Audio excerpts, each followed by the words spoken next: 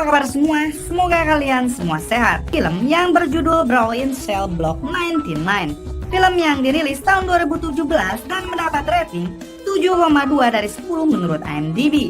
Yang mana film ini menceritakan seorang pria yang penuh tanggung jawab kepada keluarganya, hingga ia beralih pekerjaan sebagai pengedar narkoba yang berujung hidup di penjara. Bagaimana alur ceritanya? Mari kita saksikan sampai selesai. Di awal film diperlihatkan seorang pria gagah yang bernama Bradley Thomas yang berprofesi sebagai montir mobil. Ketika ia ke tempat kerjanya sambil membawa mobil yang didereknya untuk diperbaiki, terlihat bos dari bengkel tersebut sudah menunggunya. Dan bosnya itu mengatakan bahwa ia ingin bicara dengan Bradley di ruangannya. Di sini Bradley menolak hal tersebut dan menanyakan apakah ada sesuatu. Apakah saya diberhentikan? Ucap Bradley. Bos itu pun langsung menjawab, iya. Karena bengkelnya mengalami krisis ekonomi yang mengharuskan ia melakukan PHK. Bradley pun langsung mengemas barang-barangnya lalu ia pergi dari sana dengan membawa mobil. Setibanya ia di depan rumahnya dan ia berhenti duduk dan melihat istrinya di dalam mobil yang sedang menelepon seseorang entah siapa. Di sini Bradley curiga dan langsung menghampirinya. Ia juga langsung memberitahukan kalau dirinya sudah dipecat. Saat ia mengobrol dengan istrinya, Bradley melihat tanda merah di leher istrinya. Yang tidak lain itu adalah gigitan ikan cupang bekas orang lain. Sontak Bradley yang cemburu, ia langsung mengecek ponsel istrinya. Kecurigaan Bradley pun benar. Ternyata istrinya baru saja selesai menelepon dengan seorang pria. Bradley pun dengan nada tinggi menyuruh istrinya masuk ke dalam. Dan kemudian ia melampiaskan kekesalannya ke mobil dengan merusaknya memakai kedua tangan. Kemudian Bradley masuk ke dalam rumah. Ia mengajak istrinya untuk berbicara empat mata. Di sini Bradley menanyakan sudah berapa lama istrinya selingkuh. Istrinya pun menjawab ia sudah selingkuh dengan pria lain selama 3 bulan. Lalu mereka saling mengutarakan perasaannya satu sama lain. Faktanya istri Bradley waktu dulu mengalami keguguran yang membuatnya merasa sedih.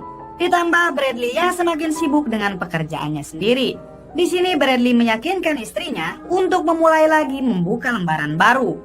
Istrinya pun menyetujuinya karena kerendahan hati Bradley. Bradley juga menegaskan bahwa ia akan bekerja untuk seseorang bernama Gil, yaitu menjadi kurir narkoboy.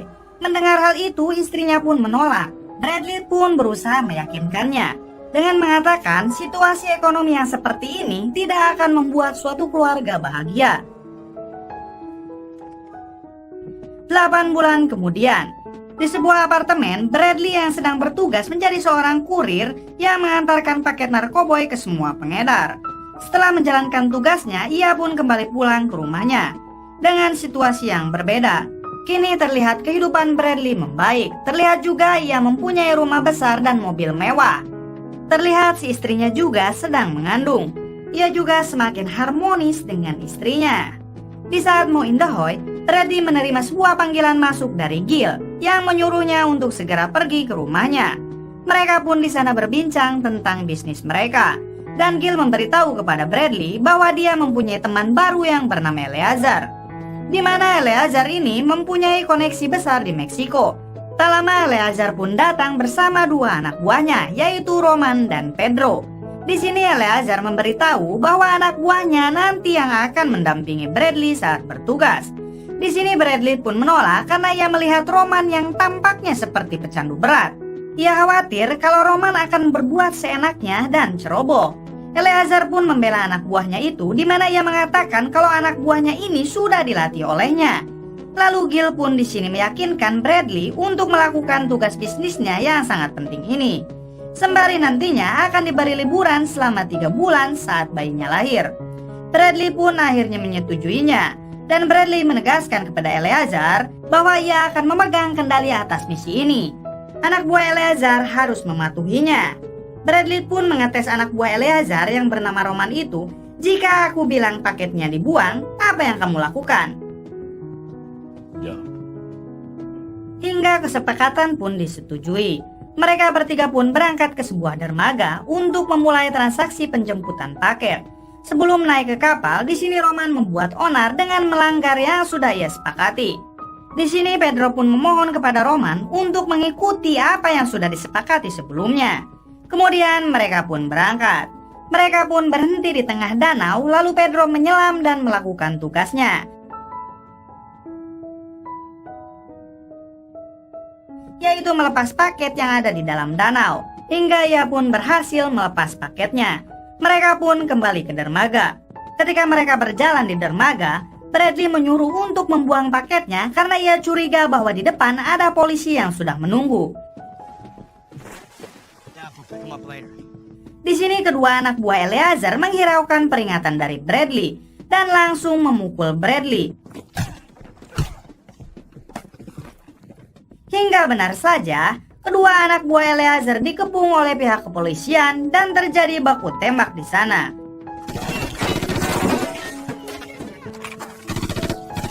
Dan Bradley yang tidak mau tertangkap, ia pun berjalan seorang diri menuju kapal. Akan tetapi saat menuju ke kapal, ia mendengar pihak kepolisian yang meminta bantuan.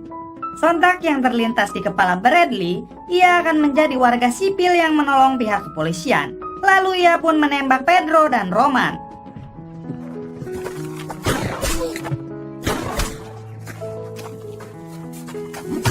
Akan tetapi apa daya, ia juga harus ditangkap oleh pihak kepolisian. Kemudian Bradley pun diinterogasi oleh detektif Lawrence, yang dimana ia tahu bahwa Bradley adalah orang yang cerdik. Ia ingin mengelabui pihak kepolisian, tapi naasnya pihak kepolisian tidak bodoh.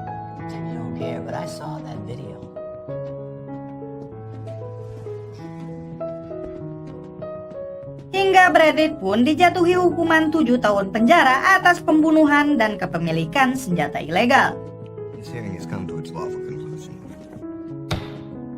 Kemudian ia dibawa menuju penjara yang bernama Franklin R. James. Setibanya di sana, Bradley disuruh untuk melepaskan benda yang ada di tubuhnya. Ia pun akhirnya melepaskan perhiasan berharganya, yaitu cincin perkawinan. Lalu ia pun diperiksa kesehatannya dan kemudian diantar oleh seorang napi yang bernama Lefty. Bradley di sini ditempatkan di sel yang berada di atas lantai. Sesaatnya akan tiba ke selnya, Bradley dan Lefty bertemu dengan petugas yang bernama Andre. Lefty memberitahu bahwa ia adalah petugas yang akan mengatur di sini. Andre menjelaskan aturan-aturan yang harus ia patuhi selama ia menjalani hukuman di penjara ini. Yang salah satunya ketika bel berbunyi, ia harus keluar dari selnya untuk diabsen. Malam hari pun tiba. Ketika absen malam sedang berlangsung, para napi berbaris di depan selnya masing-masing. Namun Bradley yang masih tidur lelap mengharuskan mereka harus menunggu si Bradley keluar. Setelah Bradley keluar, petugas di sini langsung mendatanginya dan memberi peringatan kepada Bradley bahwa ia harus lebih disiplin lagi dan menaati peraturan penjara ini. Di suatu sisi di kediaman Bradley, yang dimana istrinya sedang tidur, terlihat ada orang yang menyusup ke rumahnya dan memecahkan jendela.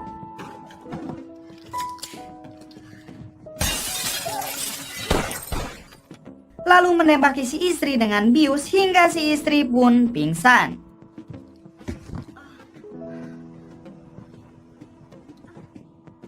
Pada keesokan harinya, Bradley menemui seorang wanita yang bernama Dennis. Dennis memberitahu bahwa ia mendapat telepon dari seorang dokter bernama Pelman. Dokter Pelman yaitu dokter kandungan istrinya sendiri.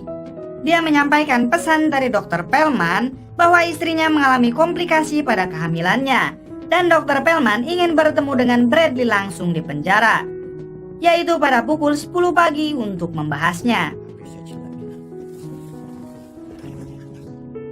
Akhirnya mereka pun bertemu, dan ternyata dokter Pelman adalah anteknya Eleazar yang berpura-pura menjadi dokter kandungan. Ia memberitahu bahwa bosnya kehilangan 3,2 juta dolar atas kegagalan transaksi waktu itu. Dan ia juga menunjukkan sebuah foto istri Bradley yang telah diculik dan disekap oleh anak buah Eleazar. Dan ia juga memberitahu bahwa Eleazar mengancam dengan mengaborsi istrinya. Di sini mereka membuat negosiasi di mana Bradley harus membayar kesalahannya dengan membunuh seorang yang dijatuhi hukuman seumur hidup, dan ia berada di pusat tahanan Red Leaf, yaitu di blok 99 yang bernama Christopher Bridge. Di sini Bradley hanya diam dan bingung apa yang harus ia lakukan demi keluarganya. Setelah itu Bradley pun dikembalikan ke selnya dengan diantar oleh Andre si petugas. Setelah sampai di selnya, ia tiba-tiba membuka sandal sepatu lalu ia memukul si Andre. Di sini ternyata Bradley berencana untuk membuat masalah dengan memukuli petugas supaya ia dipindahkan ke sel blok 99 yang berada di Redleaf. Pertarungan sengit pun terjadi.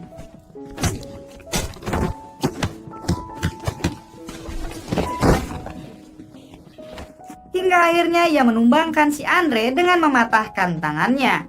Kemudian para petugas lainnya berdatangan dan memborgol si Bradley. Bradley pun dibawa ke bawah untuk ditahan. Saat di perjalanan, karena ia belum merasa cukup untuk dipindahkan ke Redleaf, akhirnya ia membuat masalah lagi dengan para petugas dengan memukulinya. Si Bradley yang terlalu memberontak akhirnya disetrum oleh petugas dan rencana ia pun berhasil. Ia akhirnya dipindahkan ke Redleaf. Tibalah ia di penjara Redleaf dan ia disambut oleh ketua penjaga di sana. Ia bernama Warden. Warden bersama 4 anak buahnya menegaskan bahwa penjara Redleaf adalah penjara tingkat kebebasan kecil, yang artinya penjara ini sangat ketat sekali. Bradley pun dibawa untuk pemeriksaan. Setelah melakukan pemeriksaan, ia dibawa ke sel 59. Dan setibanya di sel 59, Bradley sangat kaget karena sel yang akan ia tempati sangatlah kotor dan banyak kotoran manusia bekas tahanan sebelumnya. Hingga ia tak kuat menahan bau busuk itu. Ia pun menutupi hidungnya dengan baju dalamnya.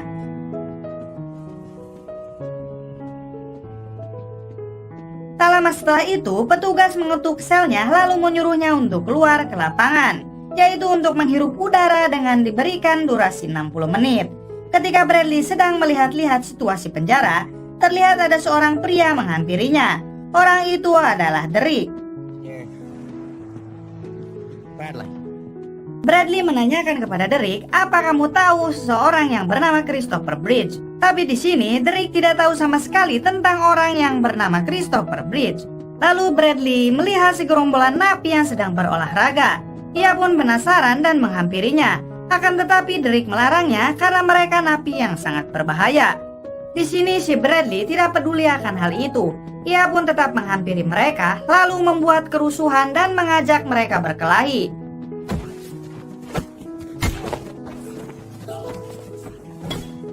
Mereka pun satu persatu tumbang dengan jurus andalan tinju maut. Petugas di sana langsung melerainya dengan tembakan peringatan. Saat akan ditahan, Bradley lagi-lagi membuat keributan dengan menghajar para petugas. Lalu akhirnya ia dibawa ke sel blok 99 dengan kepala tertutup. Terlihat sel blok 99 itu berada di ruang bawah tanah dan sangat terisolasi. Bradley dimasukkan di sana dan ia dipasangkan sabuk strum untuk melumpuhkannya. Kemudian Bradley pun dimasukkan ke selnya, yang ternyata di dalam selnya itu banyak sekali pecahan kaca yang berserakan.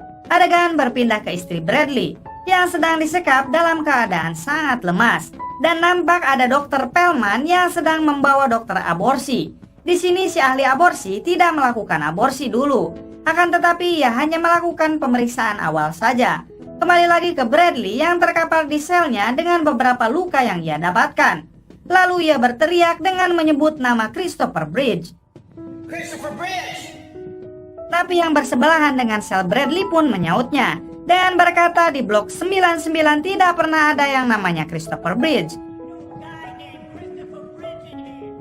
Tak lama ada petugas yang datang dan menyetrumnya. Lalu petugas memberitahu bahwa ada beberapa tahanan yang ingin bertemu dengannya. Ia pun ditunjukkan ke para napi tersebut.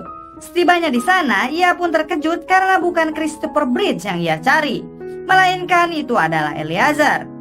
Yang faktanya, Christopher Bridge itu hanyalah sebuah tipu daya untuk menyeret si Bradley ke sel blok 99 agar dapat menyiksanya. Di sini Eleazar marah pada Bradley karena ia rugi 3,2 juta dolar. Dan karena Bradley juga ia harus dipenjara. Serta gara-gara Bradley juga, adiknya kini menjadi janda. Yang faktanya suami adiknya adalah Pedro yang telah ia tembak waktu itu. Lalu Bradley pun disiksa dengan disetrum dan dipukul terus-menerus. Sambil dilihatkan foto kiriman dari Dr. Pelman yang memperlihatkan istrinya yang sudah tidak berdaya. Setelah ia dihajar habis-habisan, ia pun dibawa ke selnya dengan diseret. Di dalam selnya ia berbincang dengan napi di sebelahnya lagi. Dan terlihat Bradley yang sedang membuka sepatunya dengan mengambil dalamnya, yaitu untuk mengakali sabuk listrik itu agar tidak bisa menyetrum badannya lagi. Setelah berbincang, ia pun dibawa oleh petugas ke lorong. Lalu ketika di luar sel, pintu selnya terbuka. Petugas di sini meminta menutupnya. Akan tetapi Bradley menolak dengan alasan butuh udara segar. Petugas itu pun menyetrumnya dan seketika itu benar saja, sabuknya tidak bisa menyetum Bradley lagi. Tapi ia pun di sini berpura-pura kesetrum. Lalu ia pun menghajar dan melumpuhkan petugas di sana dengan sangat santuy.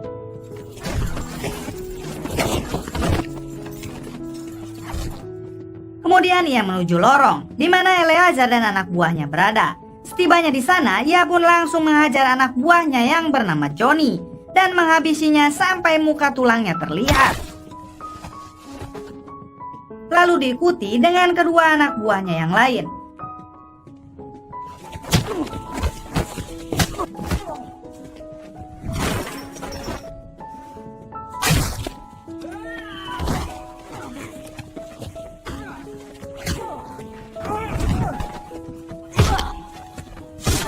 Buahnya ia habisi semua, lalu ia menghampiri Eleazar dan menyekiknya sambil menyuruh anak buahnya untuk membatalkan aborsi istrinya.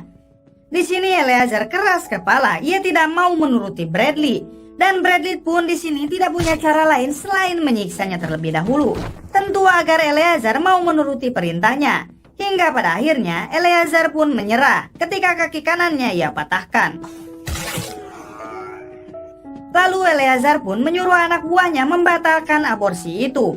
Dan di sini juga Bradley meminta istrinya agar dibawa ke Gil, yaitu untuk memastikan ia benar-benar aman. Kemudian Bradley menyeret Eleazar ke selnya, yang di sana terlihat ada orang bertopeng yang ia borgol, yaitu sipir Jeremy yang Bradley sandra.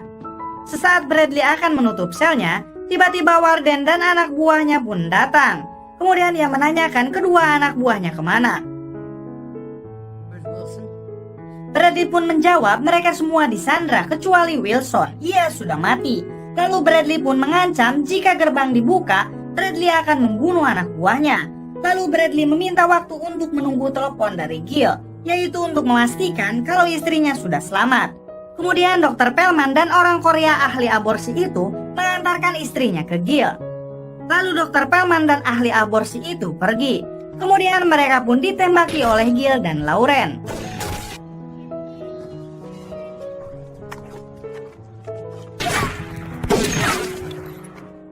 Setelah keadaan aman, Gil pun menelepon dan mengonfirmasi bahwa istrinya sudah selamat bersamanya. Ia pun lalu memberikan HP-nya ke Lauren untuk berbicara dengan Bradley. Di sini Bradley menyampaikan kata-kata terakhir untuk bayinya. Kau akan tumbuh sehat dan pintar. Terlihat Bradley yang merasa sangat sedih karena ia tidak bisa melihat anaknya untuk selamanya. Kembali ke penjara, Bradley di sini menghampiri Eleazar, kemudian menghabisinya sampai kepalanya copot.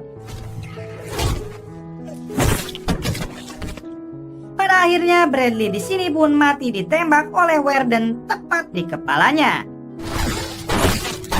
Kemudian film pun tamat.